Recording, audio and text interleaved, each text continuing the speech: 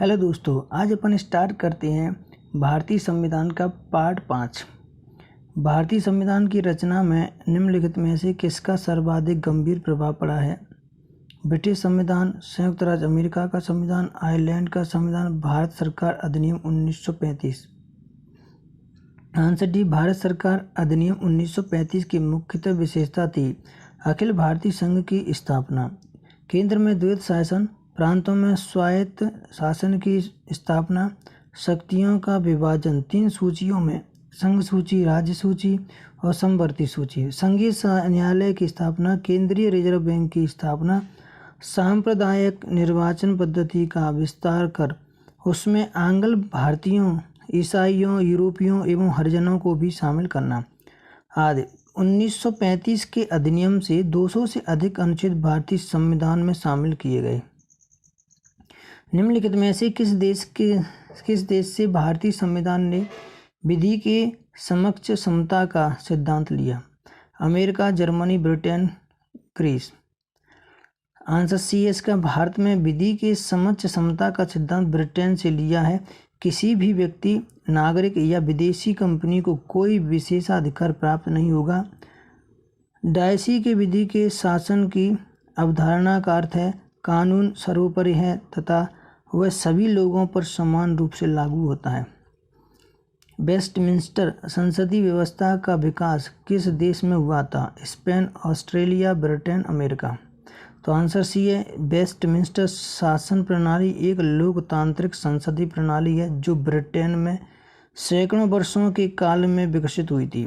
इस व्यवस्था का नाम लंदन के पैलेस ऑफ वेस्टमिंस्टर से लिया गया है, जो कि ब्रिटिश संसद का सभा स्थल है।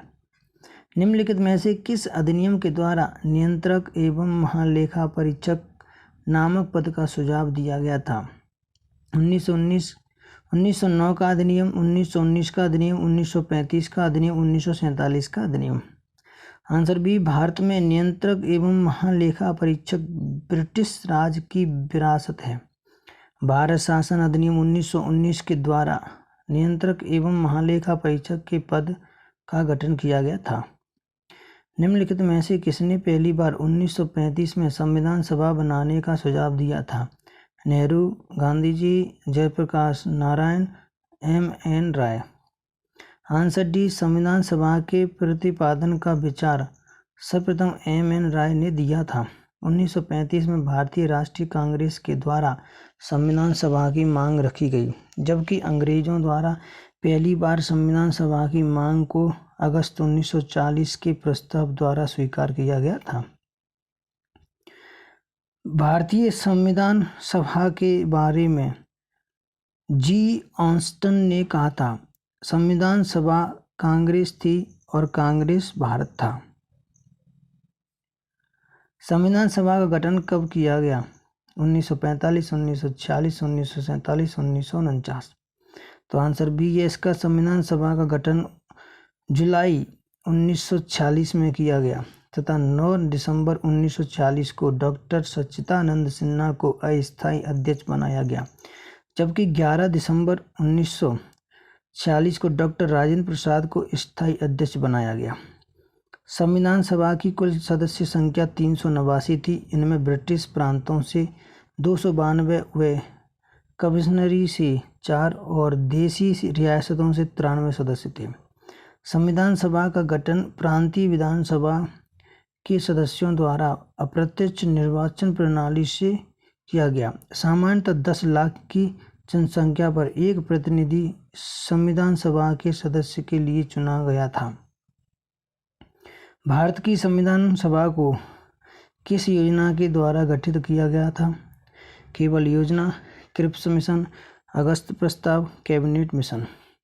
तो आंसर डी है, भारत की संविधान सभा को गठित करने का आधार कैबिनेट मिशन योजना थी। इसके लिए उन्होंने कैबिनेट मंत्रियों का 3 सदस्यीय मिशन, जिसके सदस्य स्टेफोर्ड क्रिप्स, पैथिक लॉरेंस और A.B. एलेक्जेंडर थे, जिसे कैबिनेट मिशन कहा जाता है। 24 मार्च 1946 को कैबिनेट मिशन दिल्ली पहुंचा, जिसने संविधान सभा के गठन की योजना प्रस्तुत की। संविधान सभा का अध्यक्ष कौन था? Doctor B R. Ambedkar, doctor Rajendra Prasad, doctor B N. Rao, Jawaharlal Nehru. जिस संविधान सभा द्वारा भारत के संविधान का अधिनियम किया गया उसके सदस्य कौन थे? राजनीतिक दलों द्वारा मनोनीत, विभिन्न प्रांतों की विधानसभाओं द्वारा निर्वाचित, लोगों द्वारा प्रत्यक्ष निर्वाचित, गवर्नर जनरल द्वारा मनोनीत। तो आंसर भी है। संविधान सभा का गठन प्रांतीय विधानसभा के सदस्यों द्वारा अप्रत्यक्ष निर्वाचन प्रणाली द्वारा किया गया था। प्रत्येक प्रांत को उसकी जनसंख्या के अनुसार स्थानों का आवंटन किया गया जो वहाँ के प्रमुख समुदायों के मध्य उनकी जनसंख्या के अनुपात में विभक्त होगा। भारतीय संविधान की रचना के समय संविधान सभा का संवैधानिक सलाहकार कौन था? Jawaharlal Nehru, doctor Rajendra Prasad, doctor N Rao, doctor B R. Ambedkar.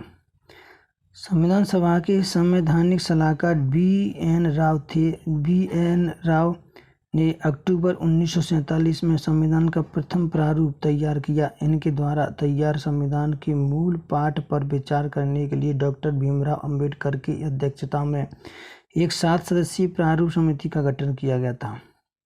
Bharat के संविधान का निर्माता किसे कहा जाता है? Mahatma Gandhi, doctor B R. Ambedkar, Jawaharlal Nehru, B N. Rao. Answer B, Bharat के संविधान का निर्माता डॉक्टर बी.आर. अम्बेडकर को कहा जाता है। 29 अगस्त 1947 को संविधान सभा ने संविधान का प्रारूप तैयार करने के लिए 7 सदस्यीय प्रारूपी समिति का गठन किया जिसके अध्यक्ष डॉक्टर भीमराव अम्बेडकर थे। निम्नलिखित में से कौन भारतीय संविधान की प्रारूप समिति के सदस्य नहीं थे? Doctor B R. Ambedkar, Alladi Krishna Swami, Gopal Swami Ayyangar, Rajendra Prasad. D. Doctor Rajendra Prasad प्रारूप समिति के सदस्य नहीं थे। प्रारूप समिति के सदस्य में doctor B R. Ambedkar, N. Gopal Swami Ayyangar, K. M. Munshi, Alladi Krishna Swami Ayyar, Syed Mohammad Saadulla, B L. Mitra. इनके स्थान पर एन. माधव राव सदस्य बने। डी.पी. खेलान। इनकी मृत्यु होने के कारण टी.टी. कृष्णमाचारी को सदस्य बनाया गया। संविधान सभा के सदस्यों में निम्नलिखित में से कौन शामिल नहीं था? Sardar Vallabhbhai Patel, Acharya J B. Kripalani, Jayaprakash Narayan, K. M. Munshi.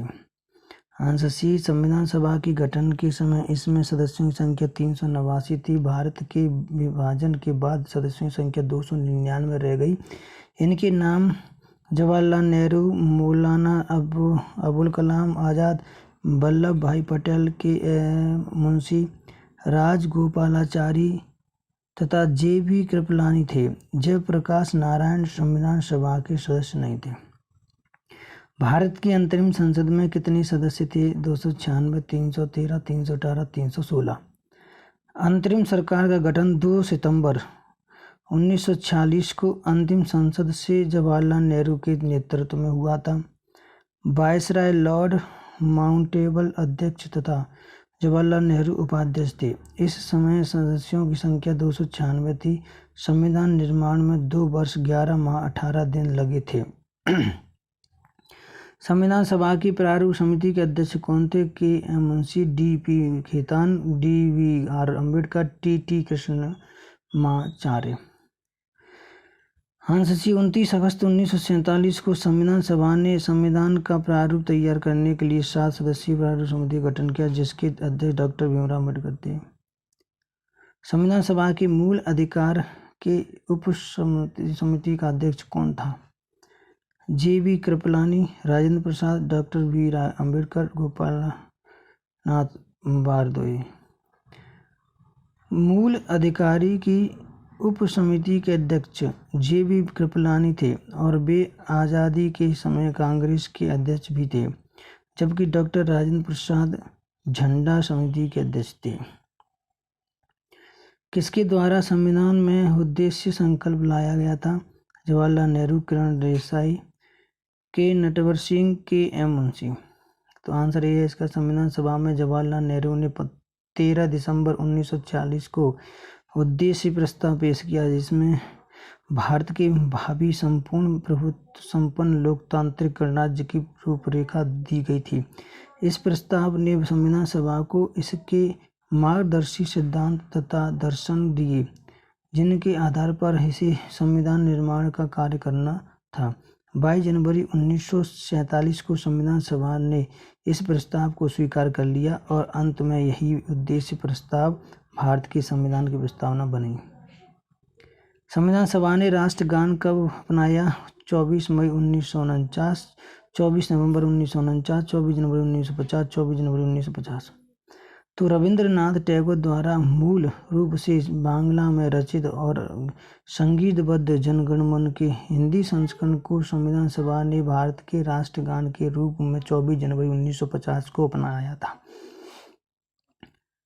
यह सर्वप्रथम 27 दिसंबर 1911 को भारतीय राष्ट्रीय कांग्रेस के कोलकाता अधिवेशन में गाया गया था। इस अधिवेशन की अध्यक्षता पंडित बिशन नारायण दत्त ने किया था। किसने भारत के संविधान को अर्ध संघीय रूप में वर्णित किया था? Granville Austin, Ivor Jennings, Morris Jones, K C Wheare. तो केसी वेयर ने भारतीय संविधान को अर्ध संघीय रूप में बताया। यह व्यवस्था एक संघीय प्रणाली है। भारतीय संविधान का झुकाव एकात्मक के प्रति अधिक है। भारत के संविधान में आपातकाल का प्रावधान कहाँ से लिया गया है? ब्रिटिश संविधान से, भारत सरकार अधिनियम 1935, आयरलैंड के संविधान से, जापान के संविधान से।